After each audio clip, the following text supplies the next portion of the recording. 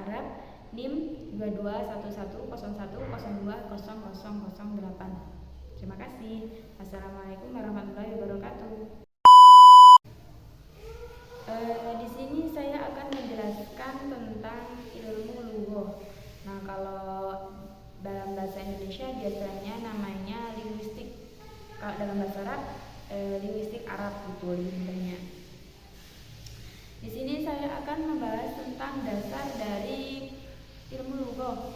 Ilmu lugah kan bahasa, berarti kan ilmu bahasa. Yaitu saya akan bahas tentang pengertian bahasa, karakteristik bahasa, fungsi bahasa, kompetensi dan performansi bahasa. Yang terakhir pengertian language dan parole.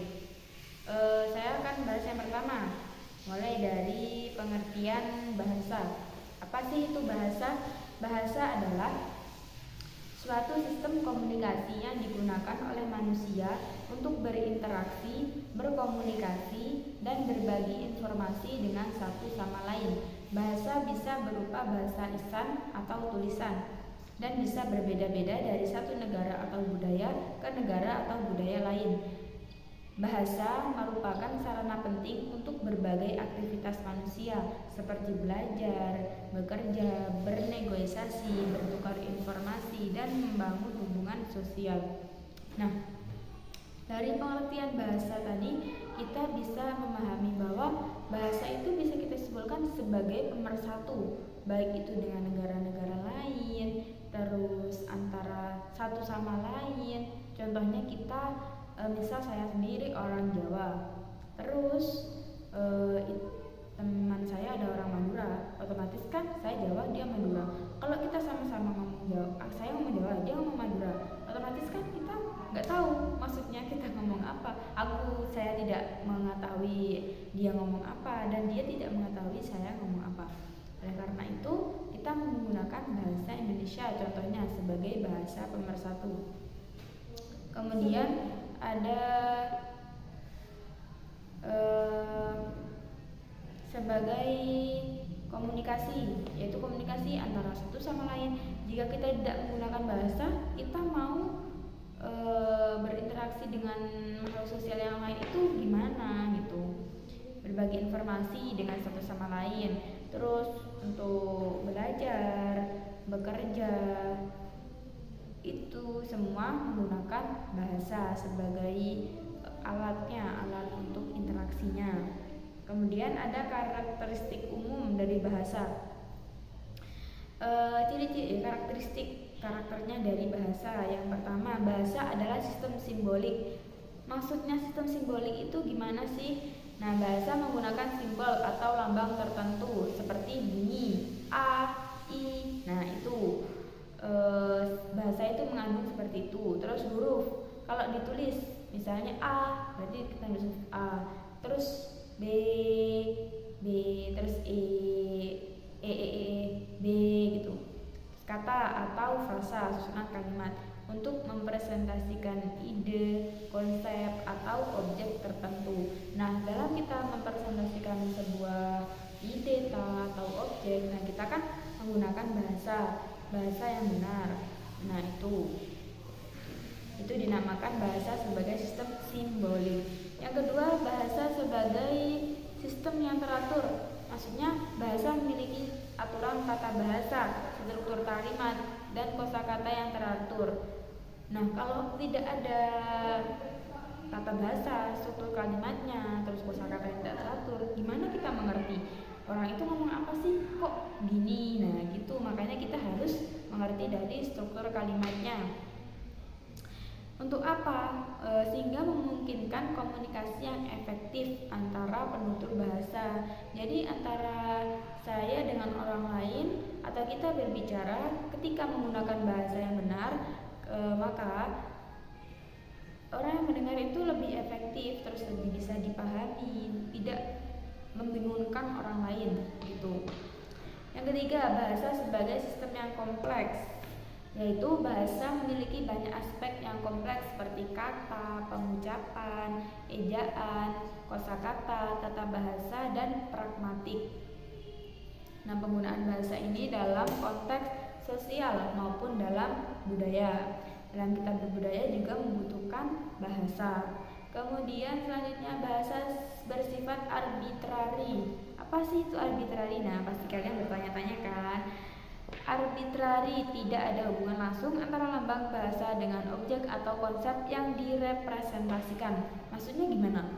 Masih bingung? Nah, sebagai contoh, kata meja tidak secara langsung terkait dengan benda meja itu sendiri. Maksudnya kita ngomong meja.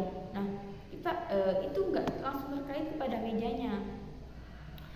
Dalam makna sebuah kata atau kalimat dapat berubah tergantung pada konteks sosial, budaya, atau situasi di mana bahasa tersebut digunakan.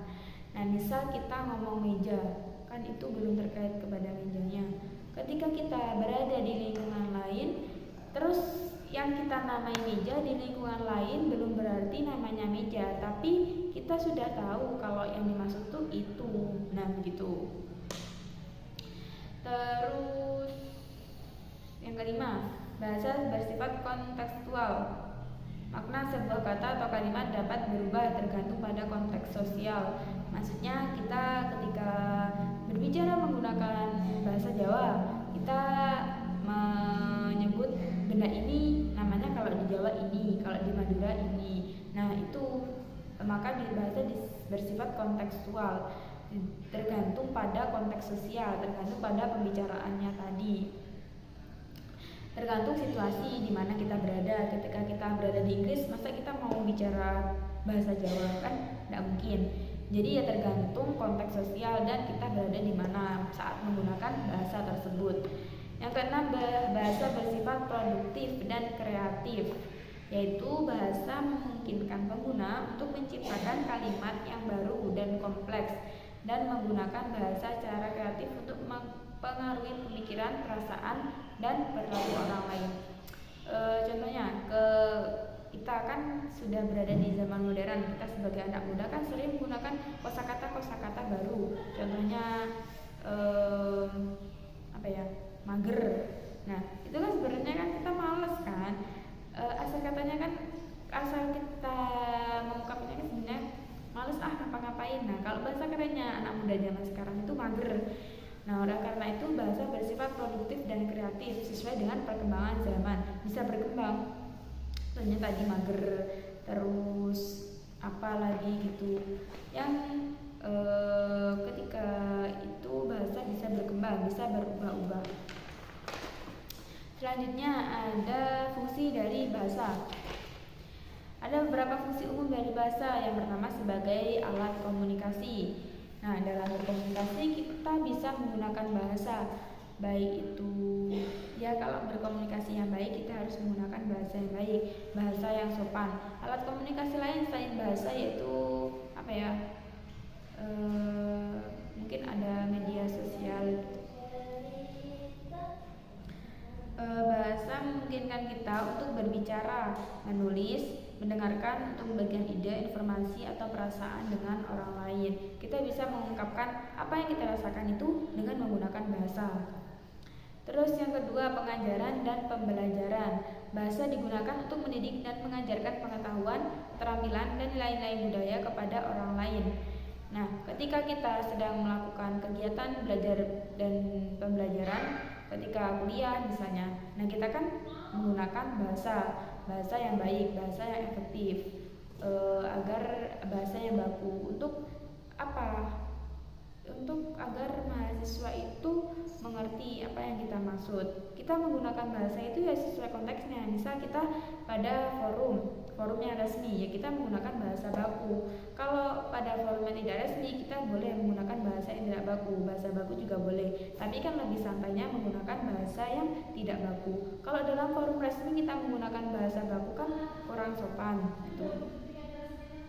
Yang ketiga ada identitas. Bahasa juga berfungsi sebagai alat untuk mengekspresikan identitas seseorang atau kelompok. Misalnya kita berbahasa Jawa, berarti kan menunjukkan kalau kita orang Jawa. Terus berbahasa Madura, menunjukkan kita orang Madura. Nah, kalau kita berada di luar negeri, kita kan menggunakan bahasa nomor satu. Misal kita berada di Jepang, kita menggunakan bahasa Inggris. Kenapa menggunakan bahasa Inggris? Karena kan bahasa Inggris sebagai bahasa nomor satu. Tapi ketika kita berbicara dengan menggunakan bahasa Indonesia, berarti kan itu bahasa sebagai identitas, menunjukkan kalau kita sebagai orang Indonesia gitu.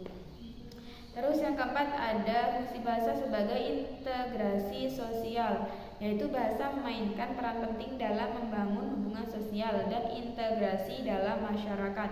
Karena dalam bahasa memungkinkan orang untuk berinteraksi, berkumpul, dan bekerja sama dalam kelompok atau komunitas.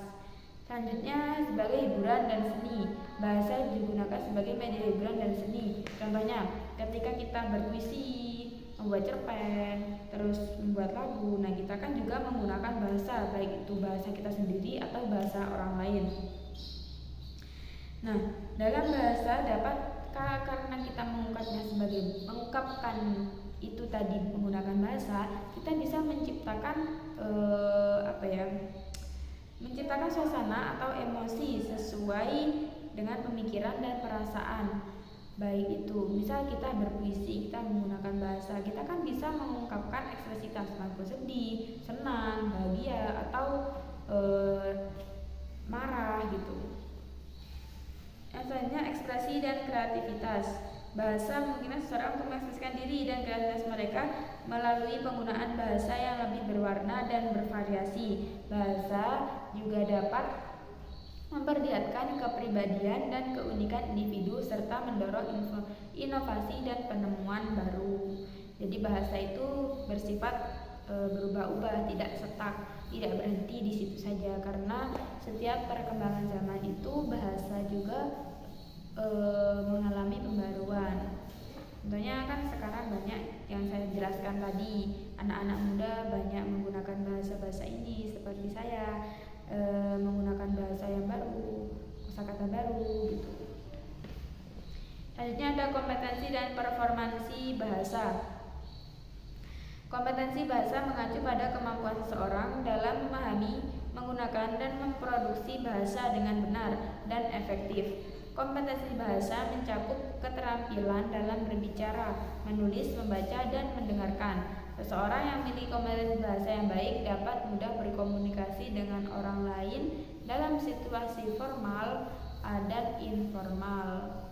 Nah, kompetensi bahasa maksudnya itu kita harus menguasai bahasa tersebut agar kita ketika ada di forum formal maupun forum informal kita bisa mengungkapkannya tidak salah tempat. Misalnya dalam forum formal kita menggunakan bahasa tidak baku kan kurang sopan didengarnya begitu. Yang kedua, selanjutnya performansi bahasa mengacu pada penggunaan bahasa yang aktual dalam situasi tertentu. Performansi bahasa tidak hanya terkait dengan kemampuan bahasa, tetapi juga melibatkan faktor seperti konteks sosial dan budaya, tujuan komunikasi dan audiens yang dihadapi. Jadi performansi dan kompetensi bahasa itu hampir mirip. Cuma mengacu kepada yang berbeda. Kalau kompetensi itu kepada seseorangnya, kalau performansi itu kepada penggunaan bahasanya gitu. Kalau dalam penerapannya sih sama. Kemudian ada pengertian dari language, language, dan parole. Language merupakan konsep yang paling luas dalam teori bahasa.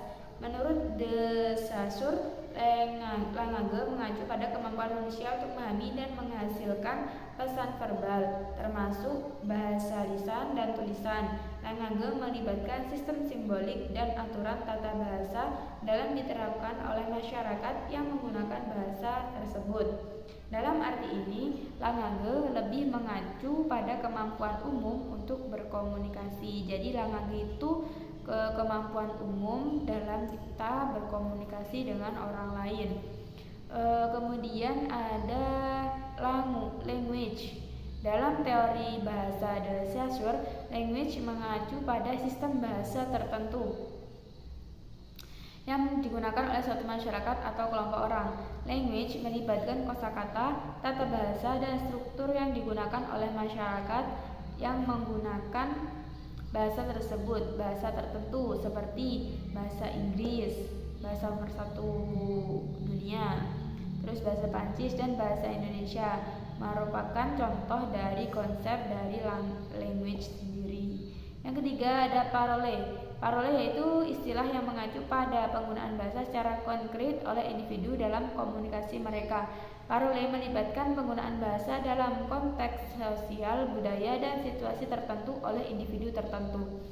Jadi itu kayak language itu lebih luas. Nah, lebih kecilnya language, language itu lebih luasnya. Terus bawahnya ada language dan bawahnya sendiri yang tertentu kepada individu tertentu itu dinamakan parole. Contoh tadi kan kalau bahasa Inggris language. Terus kalau parole itu seperti intonasi. Nah, intonasi ketika kita berbicara dengan bahasa Inggris itu seperti ini, begitu.